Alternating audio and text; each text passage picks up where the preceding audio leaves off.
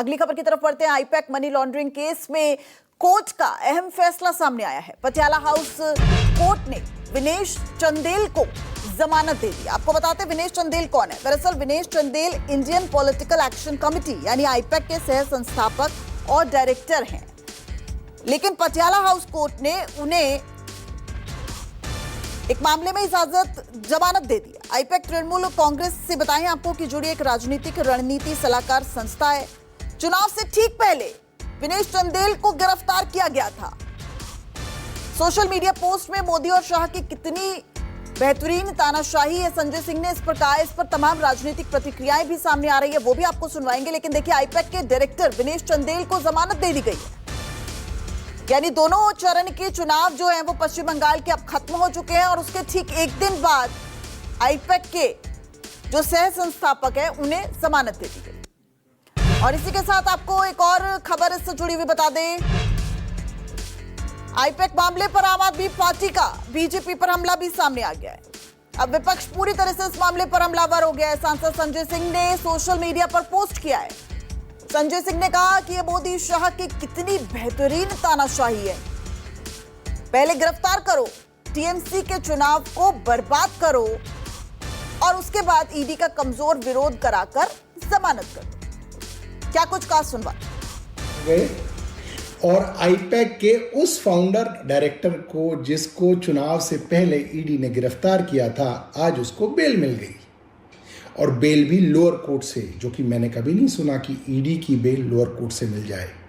मगर बेल इसलिए मिल गई क्योंकि सरकार ने यानी कि ईडी ने उनकी बेल को अपोज नहीं किया, यानी कि कहा कि साहब बेल देनी है तो दे दीजिए, हमें कोई दिक्कत नहीं, क्योंकि आप समझिए बंगाल के चुनाव हो गए।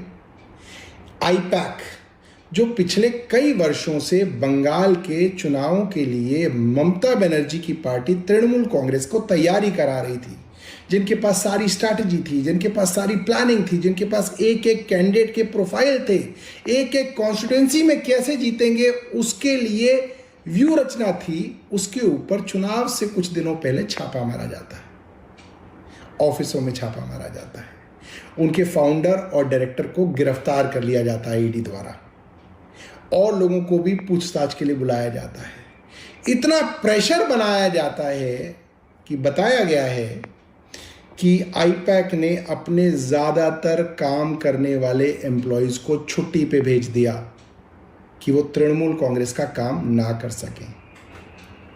और उसके बाद जब चुनाव खत्म हो गया, कल चुनाव खत्म हुआ और आज ईडी के डायरेक्टर को, माफ़ कीजिएगा, आईपैक के डायरेक्टर फाउंडर को बेल मिल गई।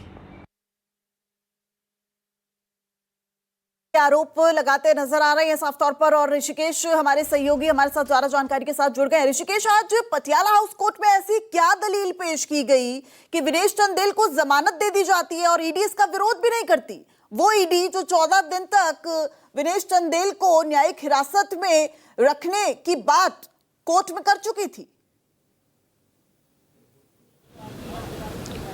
बिल्कुल दिव्या, ये हैरानी की बात है कि 29 अप्रैल तक जो ईडी के वकील थे उनको इस बात को लेकर के इसका विरोध करने के लिए इस पर उन्हें जवाब दाखिल करने का वक्त दिया गया था। और 29 अप्रैल तक यानी कल तक जब दूसरे फेज की वोटिंग थी, उस दिन तक ईडी की तरफ से उनके जमानत का कोई विरोध नहीं किया गया। और उसके बाद विनेश चंदेल को आज दिल्ली की पटियाला हाउस कोर्ट ने जमानत दे दी। तो सवाल ये पूछा जा रहा है कि चुनाव के ठीक पहले 13 अप्रैल को जो मनी लॉन्ड्रिंग का आरोप लगा था आईपैक पर, और जिसमें प्रतीक जैन और विनेश चंदेल जो 2 डायरेक्टर थे और 33% हिस्सेदारी आईपैक में विनेश चंदेल की थी, और फिर जब 13 अप्रैल को उनकी गिरफ्तारी की गई थी, 10 दिन तक उनसे सीबीआई ने, जो ईडी ने है वो पूछताछ किया था, खास करके जो मनी लॉन्ड्रिंग का मामला था पीएमएलए के मामले में। हाँ। और 50 करोड़ के हेराफेरी का आरोप था।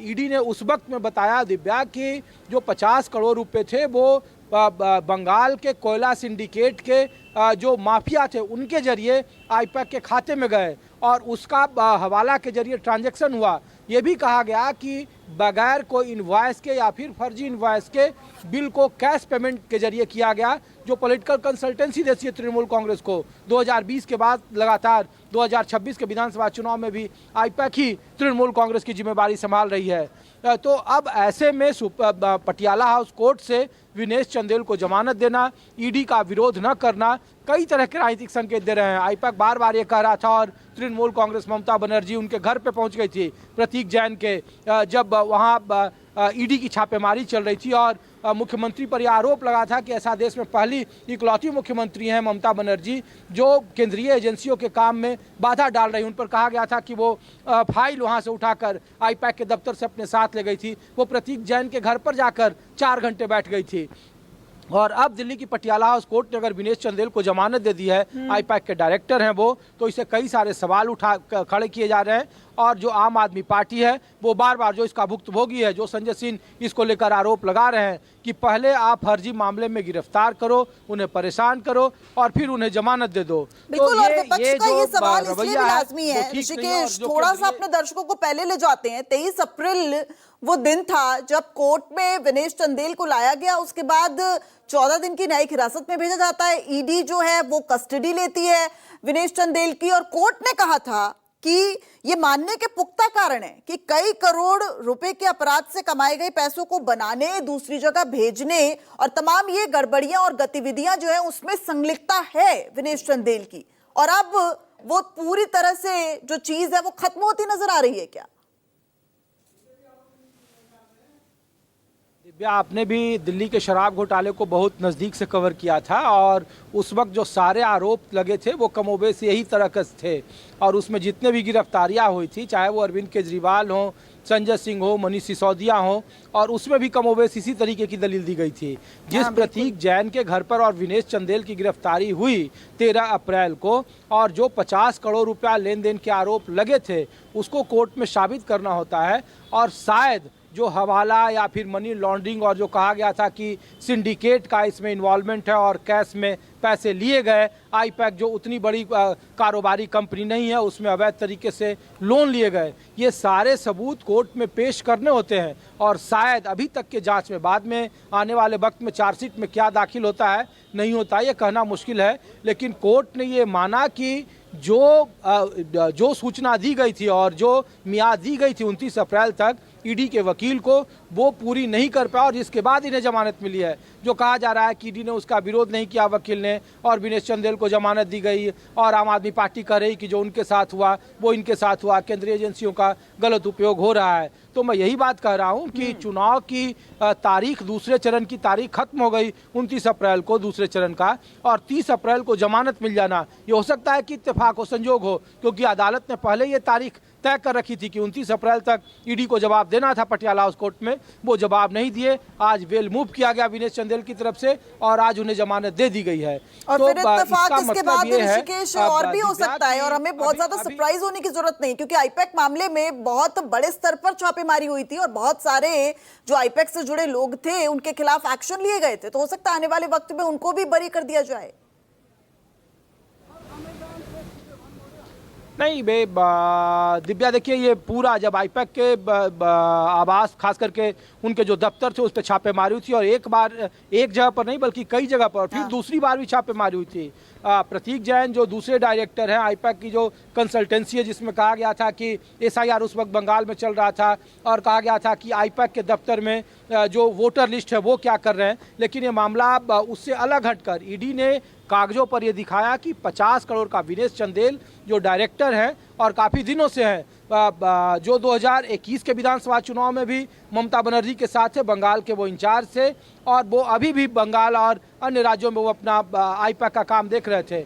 और जो कहा गया कि वहाँ पे चुनाव आयोग या फिर जो वोटर लिस्ट का क्या काम है, लेकिन ईडी ने कहा कि 50 करोड़ रुपए के अवैध कारोबार या मनी लॉन्ड्रिंग के उनके पास सबूत हैं, जो आरोप लगाया गया था, जिसके आधार पर गिरफ्तारी हुई थी 13 अप्रैल को, और 10 दिनों तक ईडी ने पूछताछ की थी विनेश चंदेल को, उनकी जुडिशियल कस्टडी मांगी गई थी, और उसके बाद फिर उन्हें 23 अप्रैल को उन्हें जुडिशियल कस्टडी में भेजा गया था।